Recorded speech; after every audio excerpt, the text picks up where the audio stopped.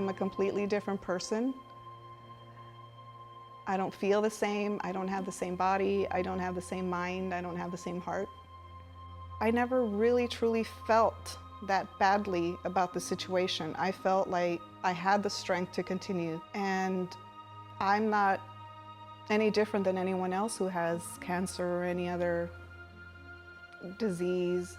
So let me just get through this the best that I can. I'm fortunate to have the support that I have, but I also felt like now it's my job to educate, to share, and if one person can hear my story and go have her first breast exam, that can be what saves your life. The timing of cancer is incredible. You don't know how fast it can spread in your body, and you won't know that until you see a doctor. I had felt my own lump the night before.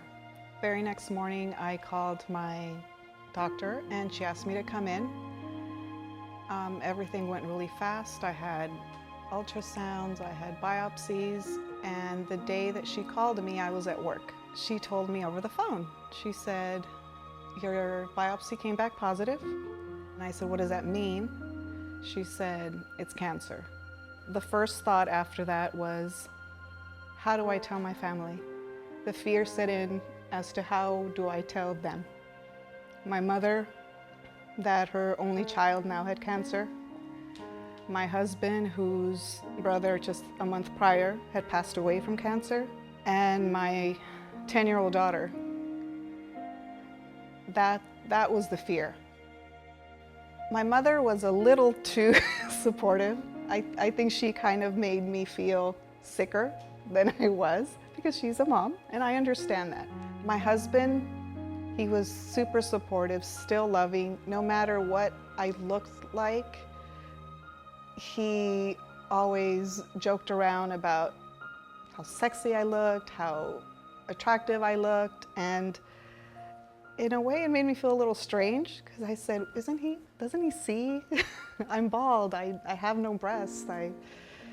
And he was supportive, and I had close family who didn't react to it so well, and instead they kind of detached from me, and it was hurtful. But my faith, my medical team again, who was very open and very supportive, and that made me very comforted. I always was waiting to have the major meltdowns, and it never really came.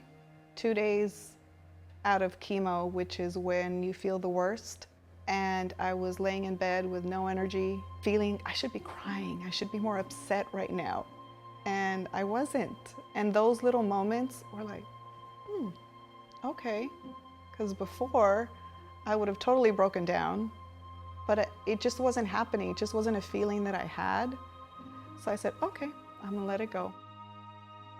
When I lost my hair, I thought I had very long hair, and my husband said, "Do you want to go get a haircut?" And as I started to lose it, I said, no, let me go through the process. And I just felt at peace with that situation, and I let it all fall out completely until I had a few strands. And I was okay with all of those situations where I thought I would break down more, where I would be more scared. I just wasn't. I said, you know what? You feel good in your mind, in your heart, and just get through it. I don't have anger or resentment anymore. I just think about it as a memory, and I feel like God blessed me with that during that time, with that ability to move on, because what I went through was much bigger than those situations, and I was able to now be at peace. When we go through something that serious, and when other people around you don't understand, because people also see you, that you get up, you get dressed, you put on makeup, or you go to work, oh, you're all better now. People don't know that I wake up with joint pain, with pain in my chest because I'm still going through the reconstruction, and my medication makes me sick. I'm gonna go with my regular day and people think, oh, she's back to normal. It's her. It's not me. I try to make the best of it. I do appreciate when people close to me don't always ignore it and pretend like everything's okay when they say, you know, do you mind if I ask you a question? I say, not at all. Whatever you need to ask me. And that makes me feel better because they're acknowledging what I went through, which was almost a year of my life. I guess it's always important to know that people do care about your journey through it.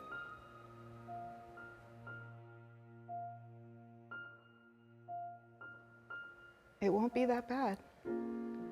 You'll survive it, and